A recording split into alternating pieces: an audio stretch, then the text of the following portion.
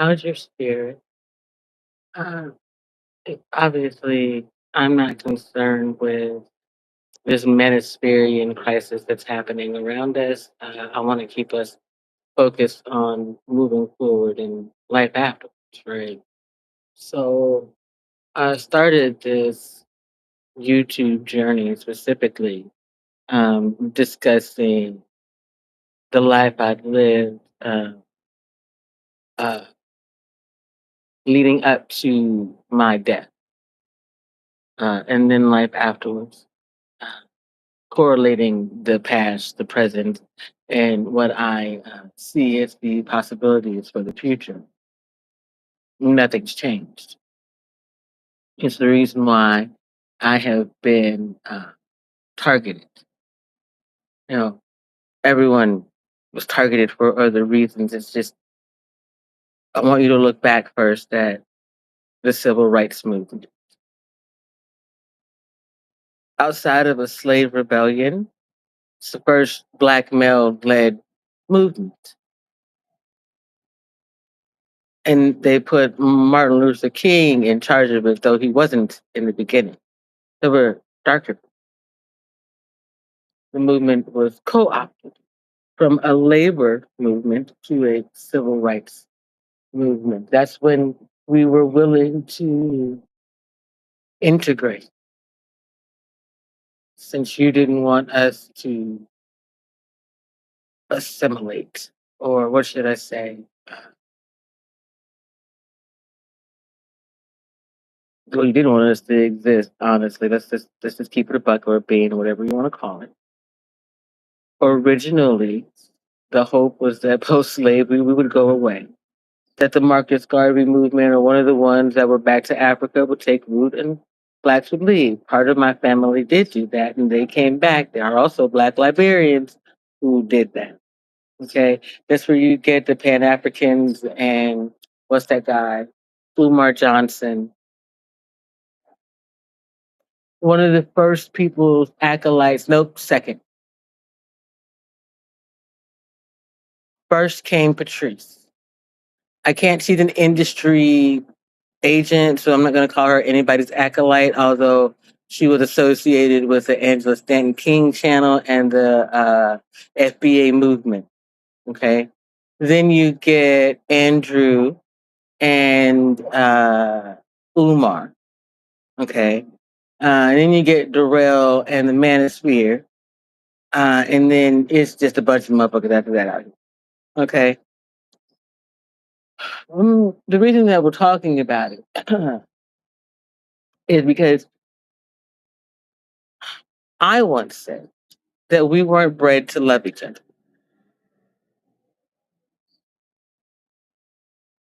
That's society as a whole, not just Black people. If you look at the disability community, especially autism, they keep folks separated, isolated because they're super intelligent. They don't want them to come together and become aware of the world around them. Because then they'll create families, loving homes, where those greedy caregivers who have been siphoning off of them for since the ADA Act was created, right? That I hate to say it, but a lot of these so-called people on the spectrum, their parents have Munchausen's and they've got it by proxy. Parents believe that they had an illness or that they'll make a baby with an illness. Thus, the illness exists. They take you to the doctor. The doctor can't find anything wrong with you, but medicates you because that's the Western medical society. Nobody says, hey, bitch, sit down and talk to your child. Be a better parent. Feed them better food. Go outside and play with them. You all cannot watch soaps all day long and then what's the stuff at night? Them dramas followed by late night television, and you just give your baby a damn tablet TV or whatever it is. Now, mind you, I am Generation X, and honey, there was a lot of television in my life. If TV was educational, then for real, not a little bit, a lot of it. We had Ozzie and Harriet. We had them people, the Beavers, the Cleavers, excuse me. We had the Evanses, okay? We had the Huxtables. Y'all had Roseanne and them. See the difference? When we chose to create media for our children, we made it as positive as possible. Look at the electric company by way in comparison to Sesame Street. We even made it jazzy so our children could keep a beat. What we did not do was indoctrinate them to the idea if they had to be street pharmacists or things like that. You did that by way of Dora the Explorer. Don't play with me. You indoctrinated your children into pills. You've been giving them to them since the beginning of time. Here's a vitamin. Here's something for your knee. Here's something for your eye. Oh, you got a boo boo. I just want you to go to sleep. You used to give them whiskey. That don't work no more because you'll get arrested. Then you started giving them Benadryl. I thought about it. I never did it. It's kind of fucked up as a parent. If you can't deal with your child, maybe just, find you a support system. See, we're not talking about the ones who are considering parenthood. We're talking about the ones who already have. Note the title is SoulMates and the Divorce Rate. Keep beat. Here it comes. One, if you're unevenly yoked with someone, i.e., you all don't have the same belief system, when you go to have a child, that child is going to have a confused mindset. You can call it a race thing, you can call it religion, you can call it financial, whatever it is. If you all don't have the same understanding, at least 80%, there's going to be an issue in the family, and the child is going to find a way to naggle the other 20% because they can get on y'all's nerves and make you capitulate. Now that's where single mothers get it wrong too, and mothers who are under high stress by way of stay-at-home motherhood, because we tend to capitulate. We tend to be like, by the third child, you know what? Okay, just have it your way. Just don't break nothing, and then they break something, and then some of you go on to have more children. And then the older children have to babysit the younger children. They become those children's parents rather than you because you busy making and or raising the other two young ones for them to be messing with. You see how it works? There's this divide in the family that makes absolutely no sense. I know the Bible said go be fruitful and multiply and all that jazz, but for real, do the math before you have a baby out here. And I did. So pay attention. Okay. We joined the United States military. I have and had a college degree. I was going to college when I married. He was already working in the United States military. Unfortunately, my mother passed away, which entitled me to an inheritance. I took my inheritance and I split it in such a way that I would be able to have money and take care of the things that I needed to, including assist in the provision of our family home. Why did I say assist? Because he's the head of household. It was his job to provide. Not because he was the man, because he was the head of household. See how that works? Because a mother and a father are supposed to be a bonded pair. If your mother and father are not bonded to each other, then you recognize it. And you spend your life trying to determine whether or not what they have is love or what you're seeking it. And then you watch too much television and you romanticize what's foundational about bonded love. It is not staying together through the thick and thin of it where he beating you up and this, that, and the third. It is staying together through the thick and thin of it when you have to go to that doctor's appointment and you promise to be there till their last breath. Now, I'm going to see if I can't remember the most common vows that we hear. Um,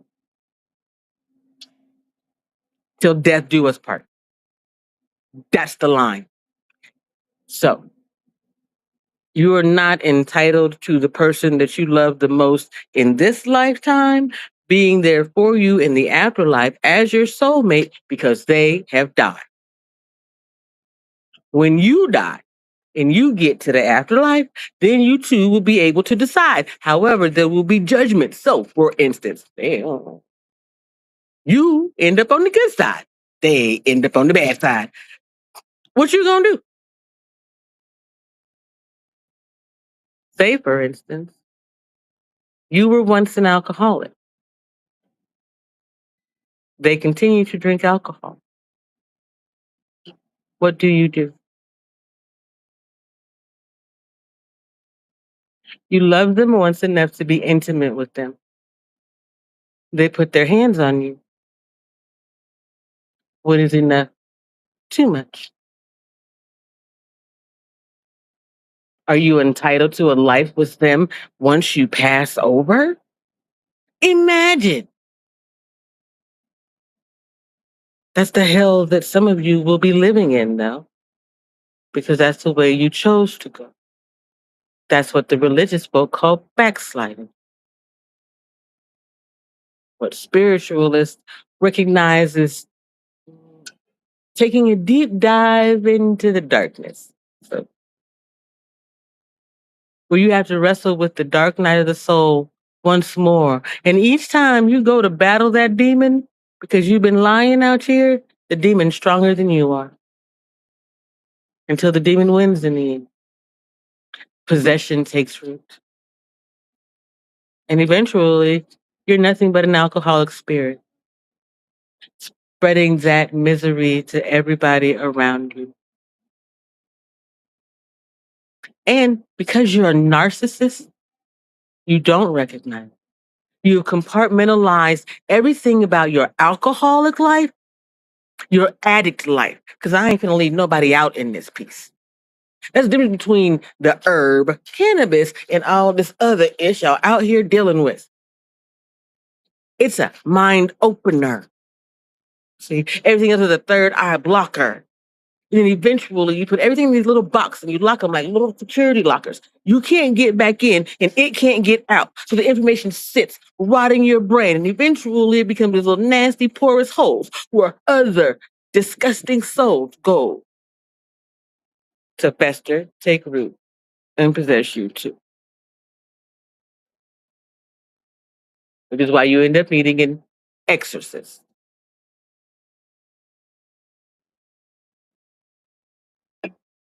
It's just, well,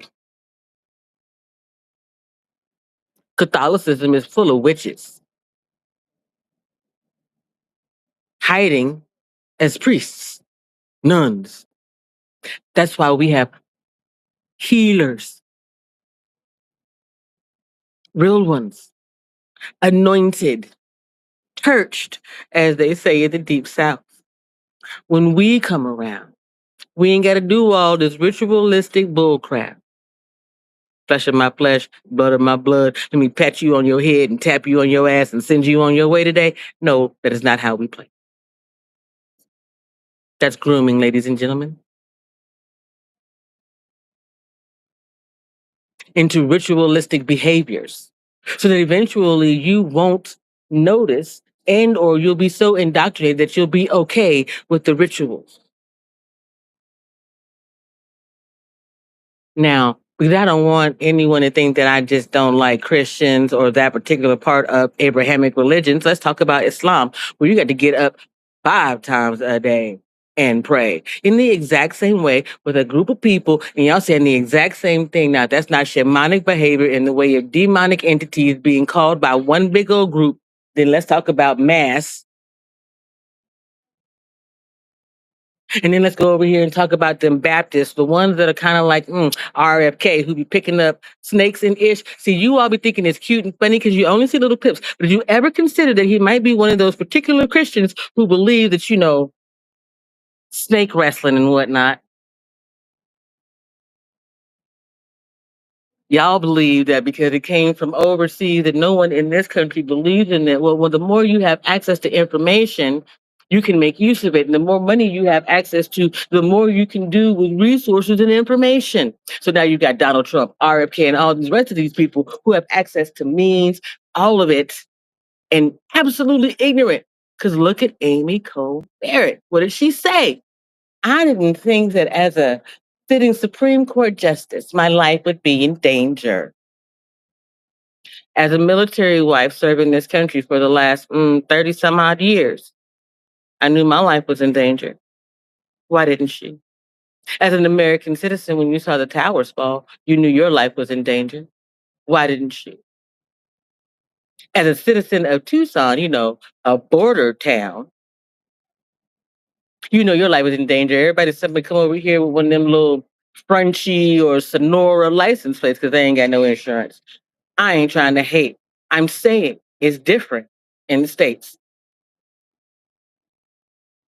Now, if Amy didn't understand this, then why is she a Supreme Court justice? She is supposed to be doing the work of the people. Well, technically, the government, which is working for the people. And if the people understand that your life could be in danger, Amy, well, what we want from you is to de escalate the situation, not sit there looking stupid about it. We want you to explain to us how we can stay safe, Amy, as Supreme Court Justice. When you write your little dissertation, none of the dissent or whatever you want to call it, we want you to explain to us how we can be safer. Do you know anything about operational security, or is it like you said, you took a bulletproof vest home with you and you just threw it on the table and said, okay, it's going to do what it does? Because there's some man out there holding the gun to protect you, not my son. Understand? That's what my sons are not prey means. Because you can't control me or them or the people who don't like your dissent. You won't be using poor children, Black men, women, and the impoverished to protect you from your disrespect. Hmm. Dare I say, lack of professionalism, and quite possibly, do we need to pull your resume along with Brett Kavanaugh? I think we should start over again, personally. Knowing that you all know about Scientology because you all have been, having to deal with their court cases for half a century since I've been on the planet, and the IRS, and well, it's more likely than not, on that Occam's razor thing, you're at the tip of the sword of bullshit. They promise you a long existence or something along them lines. Yeah. The thing is you can't say that there are no aliens because the government's in the midst of exposing it, classified documents and all of it. So if there are aliens, billion-year contracts, and lifelong seats at the table, this ain't one of Aesop's fables. Bitch, this is real out here. What you gonna do? Barbecue or mildew? Oh wait, are you one of them? That's why they started that statement, a few years back when the children were like robot or alien, because they already know. They're either a bot, an alien, or a symbiote. That last one, that means you are not the spirit meant to be in that body. Think Venom, Spawn type ish, Attack on Titan. But I'm the founding type, the architect, the original. There can only be one, and that's me. See, and since you guys were playing these little stupid games where everybody chose a TV show, a movie, or whatever it is to determine the outcome, right? How they were going to win, to come against me. And some people chose Highlander, immortal. They wanted to be immortal. I'm an eternal, but they wanted to be immortal. Anyway, immortality, the only way that they can die is by chopping off heads. So why do you think I've been out here lobbing off with my tongue? I don't hurt anyone. Tongue is the mightiest sword there is, even mightier than Donald Trump's pen in the end. So, ladies and gentlemen, I just want to make clear for the record, because my mother was the sweetest woman that there ever was.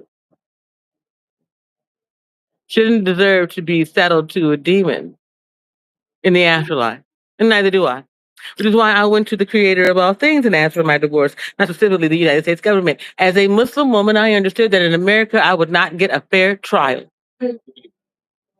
You would use your Christian consciousness to decide my life, and that's not all right.